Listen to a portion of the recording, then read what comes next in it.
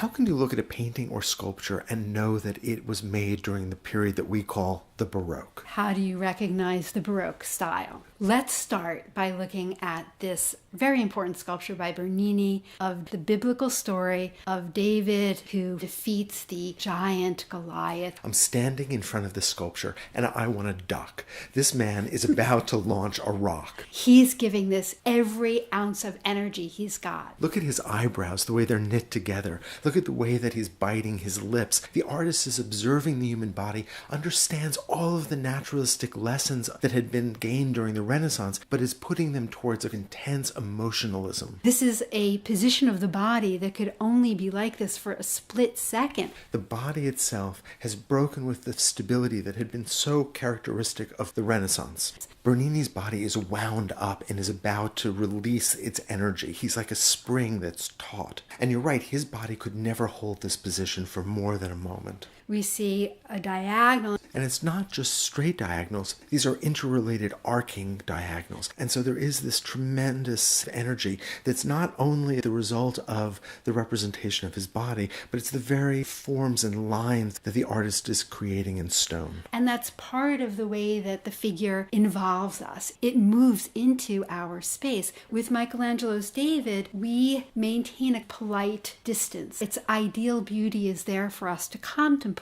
But Baroque art does something different. Instead of appealing to our minds, it appeals to our bodies. It appeals to our emotions. Michelangelo's David looks like a god. Well, Michelangelo is largely unwilling to sacrifice the pure linear qualities of his figure. Notice the way in which the line of his body is almost unobstructed, whereas Bernini is absolutely willing to cross his body with his arms, with all of those diagonals that energize, but also move away from that notion of the ideal. There's another important aspect that the complexity of Bernini's composition enables, and that is a greater set of contrasts between light and dark. Michelangelo's David, because he is so planar, the marble is all available to the light, and so you don't get deep shadow. With Bernini, because the form is crossing itself, you get these contrasts between highlights and shadows that further activate the sculpture. So how do we see this in painting? One of the great examples is to look at the Italian Baroque painter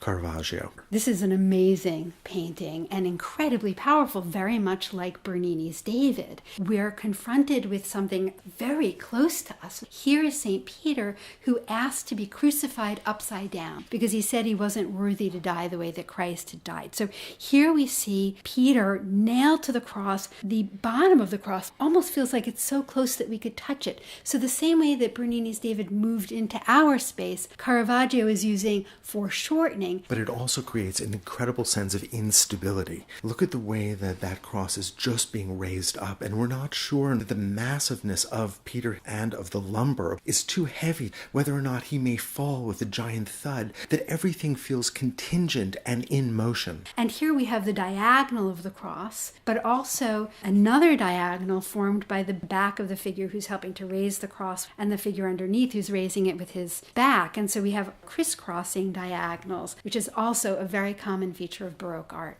It's interesting to compare this to the Bernini sculpture because Bernini was working in the round. Here, the artist is creating an illusion of form, of mass, and one of the ways he's able to do that is to create these sharp contrasts between light and shadow, which, just like the Bernini sculpture, is creating a sense of vividness and energy. So we've got this dark background and these brilliantly highlighted figures, creating this sense of veracity that we could reach out and touch them. The whole thing about Renaissance painting was there was an illusion of space, there was architecture, there was landscape behind the figures. But here Caravaggio gives us darkness and everything is pushed to the foreground. So it's emotional, it's intimate, it feels real, it feels immediate. And it gets to us in our bodies. Look at how close Peter's feet are, and we can see the nails that have been driven through his feet.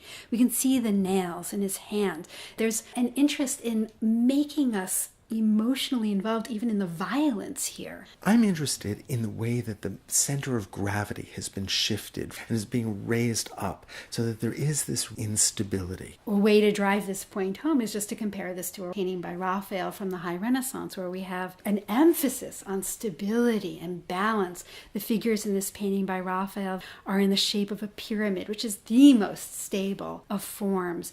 There's a clear light on the figures. They're situated within this three-dimensional space. We can move from foreground to middle ground to deep background. And Raphael is enjoying the opportunity to give us as much information as he can, not only about the three figures in the foreground, but about the natural world beyond them. Whereas Caravaggio is being much more careful about what we're going to focus on. Look at that beautiful face of the Madonna. She's not a particular person. She is the divine mother of God. But Peter is an actual individual that we're seeing. This is a particular man at a particular point in his life. And there's dirt and clothes that are disheveled. And this is much more of the real world than we ever see in the High Renaissance. So all of the art that we've looked at has been Italian. Can we see these same characteristics in art that's being produced north of the Alps? We can certainly see it in the art of Rubens. If we looked at Rubens' Raising of the Cross, we would see a diagonal. We would see dramatic contrasts of light and dark. What if we were looking at artists who lived in a Protestant context? A lot of the characteristics we've been describing, these are characteristics that we associate with Catholic Baroque art that sought to energize believers.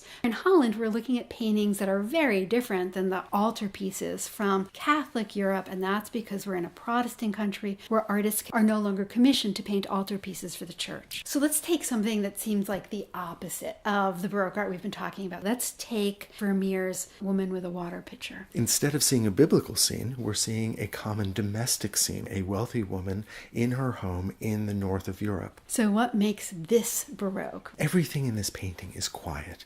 The light has a subtlety to it that is very different from the drama and violence of the light that we saw in Caravaggio. Instead, the artist seems to be in love with the very subtle modulation of light, the very subtle gradations of tone. Look especially at the way that the light filters through her headdress. Or under her right arm as she opens that window. We see a woman surrounded by rectilinear forms. The rectangle of the window, of the map on the upper right, the rectangle of the table to the lower right. She inhabits that space between, but she's moving and resisting the stability and geometry that is set up by the environment around her. She's picking up or putting down the picture, opening the window, this caught moment in between. And even the light has a sense of being in between, of the light coming in from the outside, of the light in the interior. And that interest in light is key to Baroque art, whether it's Caravaggio's drama or the subtlety of light in Vermeer. This is a painting that is about subtle transition, and whether or not it's the subtle transition of the light or the subtle transition of her attention from the basin and picture to the window. We are close to her. We feel as though we could reach out and feel that rug that covers the table. So that closeness that we saw in Caravaggio and Bernini is still here. Let's move through all of these different types of paintings. How do we recognize the Baroque in 17th century Dutch landscape? Here's Ruysdael's beautiful painting of the bleaching grounds. But notice it's not an ideal landscape. This is the landscape of Ruysdael's hometown of Haarlem. We call this a landscape, but this is really about those clouds. And look at those huge voluminous forms that are moving across that sky. I can see them forming and unforming before my very eyes. This is still about transition. And look at the way that those clouds cast shadows that create these alternating fields across the land below. So Baroque art is about time. It's about effects of light, whether that's dramatic or more subtle. It's about involving the viewer, of moving into our space, of breaking down the barrier between us and the work of art. It's about the use of the diagonal, of a sense of energy and drama, sometimes subtle drama, but still drama. And for me, it's always about a sense of direct relationship with the subject.